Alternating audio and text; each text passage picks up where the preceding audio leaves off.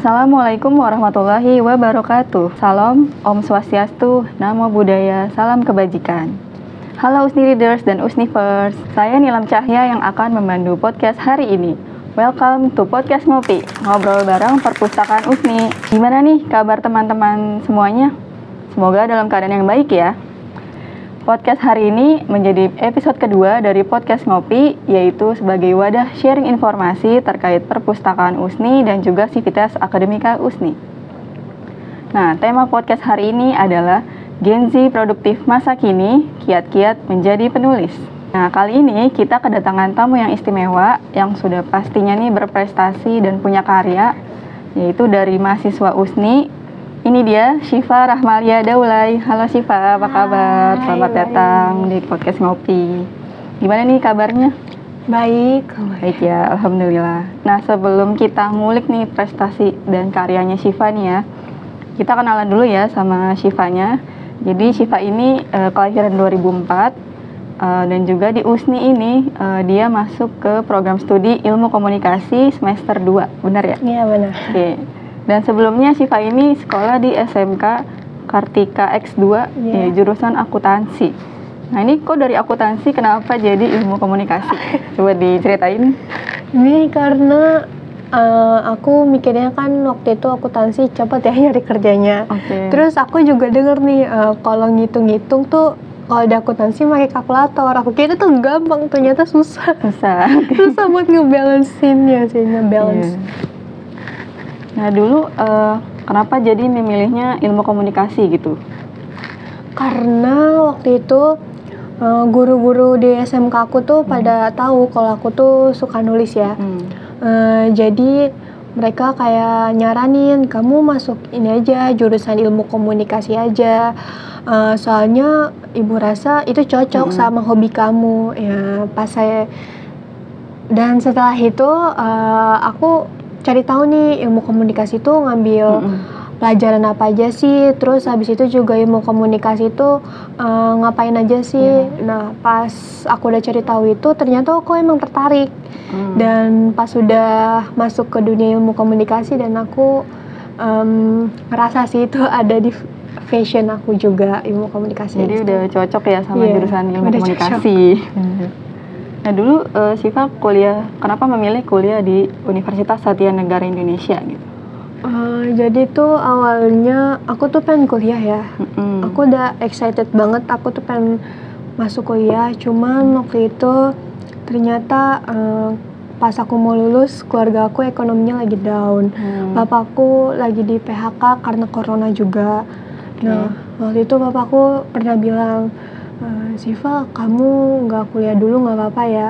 Nah, di situ aku langsung kayak agak ngedown gitu. Iya, agak ngedown juga, soalnya aku tuh dari awal tuh udah pengen banget masuk kuliah. Kayak di saat teman-teman aku udah bilang mau masuk ini, mau masuk itu, udah bayar di kampus swasta ini, kampus swasta itu, aku tuh kayak masih diem di tempat.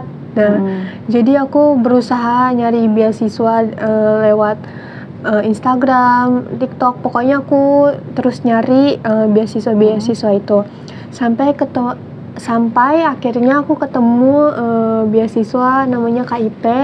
Itu beasiswa yang kalau di USNI ya harus nunjukin sertifikat kemampuan gitu. Nah, kalau KIP itu berarti Kartu Indonesia Pintar ya? Iya, benar.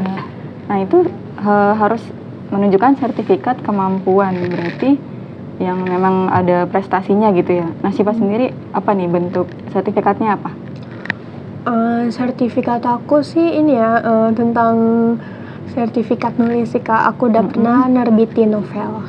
Oh, keren banget Syifa. Berarti ini sertifikatnya dari nerbitnya langsung gitu ya?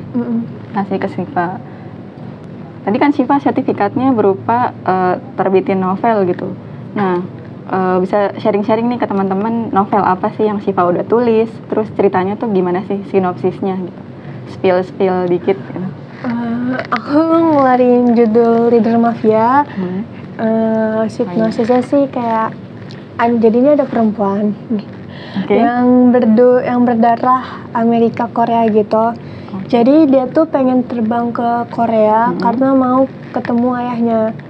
Dia tuh capek di Amerika karena terus disiksa oleh ibu tirinya. Dia tahu kalau dia tuh udah punya ayah yang ada di Korea. Nah, saat dia terbang ke sana, dia nggak tahu nih, ternyata ayahnya itu punya lingkup yang agak ekstrim ya, mafia ini.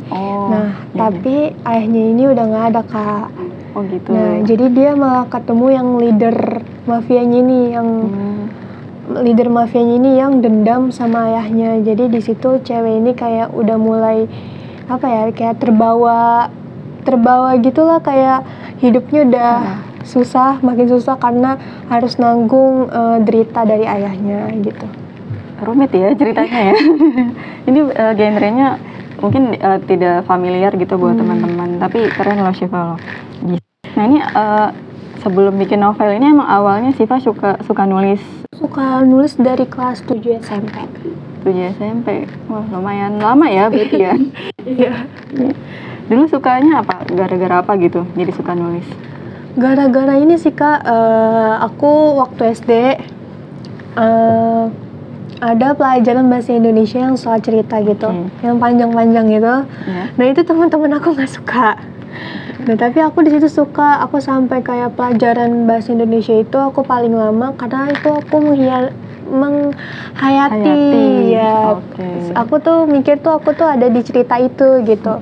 Kamu berarti memvisualisasikan cerita itu gitu. Jadi ngerjainnya lama. Terus pas kelas 5 sama 6 aku tuh kayak udah mulai tertarik nih baca-baca buku cerpen yang kayak gini nih Kak. Nih bawa kecil-kecil punya karya kayak gini. Aku suka. Ini sumber inspirasinya berarti dari sini ya. Iya, aku suka buku-buku kayak gini. Dari kelas 5 kelas 6 itu aku baca di perpustakaan sekolah dulu aku SD. Nah terus pas udah kelas 7 SMP nih, aku ditawarin nih sama temen aku. Dia tahu kalau aku udah mulai suka baca novel sama baca buku yang ini kecil-kecil punya karya. Iya. Nah terus aku ditawarin, ini sih ada platform namanya Wattpad yang nyediain baca gratis, jadi aku nggak usah beli novel atau buku kecil-kecil punya karya lagi gitu sih Kak. Terus akhirnya aku baca, dan pas baca itu aku mulai suka ya. Terus habis itu aku mikir gimana caranya aku bisa nulis juga nih di situ. Jadi akhirnya aku mulai aja nulis karya aku dari situ sih. Berarti kalau di Wattpad tuh kamu punya nama pena juga ya berarti ya?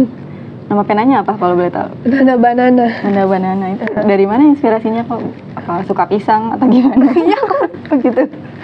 Jadi dulu sebelum aku ini nggak apa-apa diceritain tentang K-pop. Oh boleh nggak apa-apa. Kan itu juga inspirasi kan? Iya, jadi dulu tuh aku suka sama yang namanya NCT Dream. Itu awal banget masuk K-pop dan sebelum aku ngebiasin Jisoo.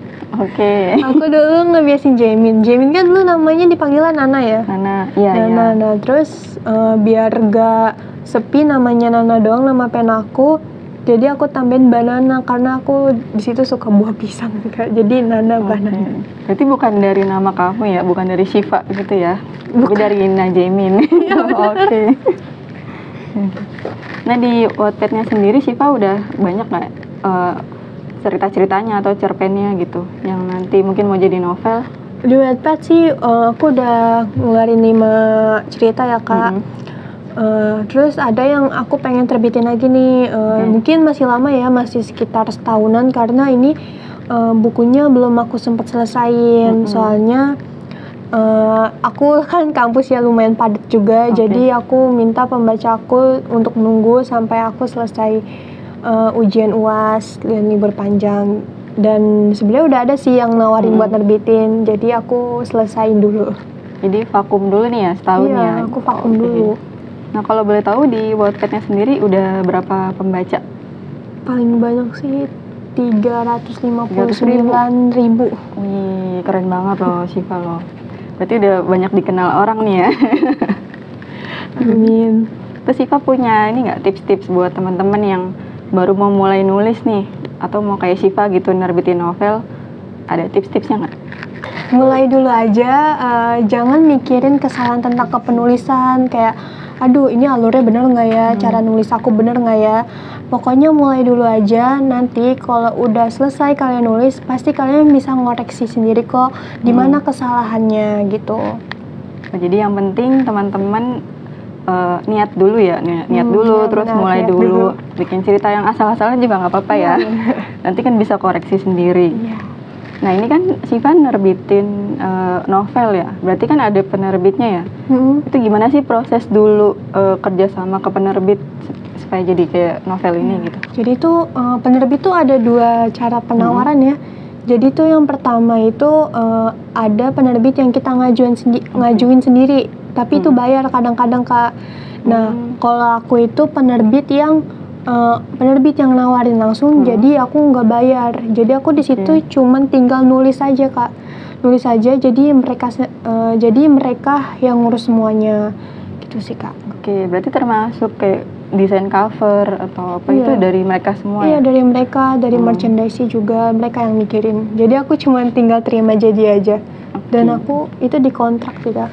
Oh dikontrak.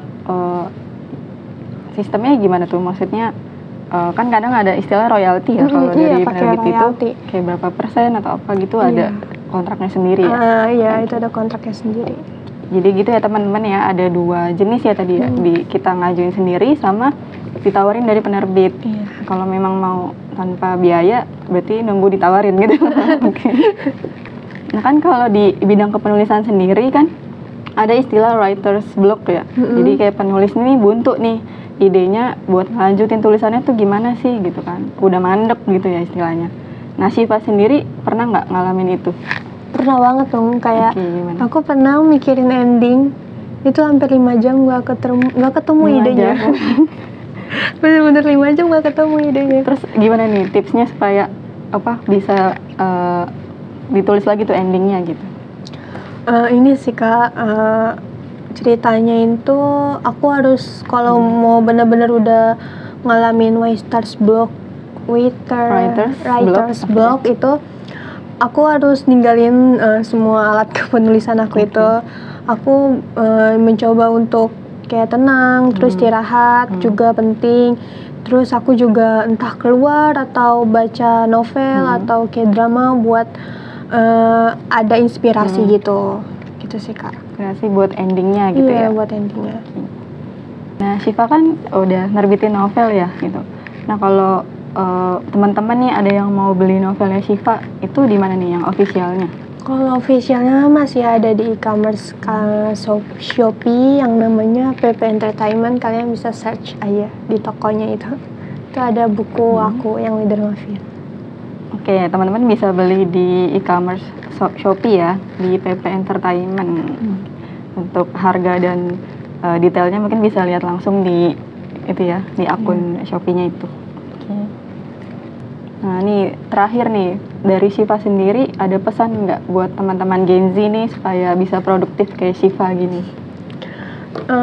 Coba kalian memulai, kalian pasti udah banyak ngeliat kayak content creator, kepenulisan atau kayak dari bidang keolahragaan itu mereka udah pada sukses karena mereka udah mau memulai. Jadi mungkin kalian mulai dulu apa yang kalian suka, hobi kalian. Mungkin dari situ kalian bisa juga jadi orang sukses kayak mereka itu. Ya, keren banget nih Syifa nih pesan-pesan dari Syifa ya buat teman-teman Gen Z supaya bisa produktif kayak Syifa. Oke, terima kasih banyak buat Syifa yang hari ini udah meluangkan waktunya ya di podcast kita hari ini. Dan buat teman-teman semuanya, jangan lupa nanti nonton video podcast kita di YouTube Perpustakaan USNI. Dan juga jangan lupa nih nonton video-video edukatif dan interaktif dari Perpustakaan USNI di channel YouTube Perpustakaan USNI. Sebelum podcast ini berakhir, jangan lupa untuk tetap produktif dan berprestasi. Salam literasi. Dadah.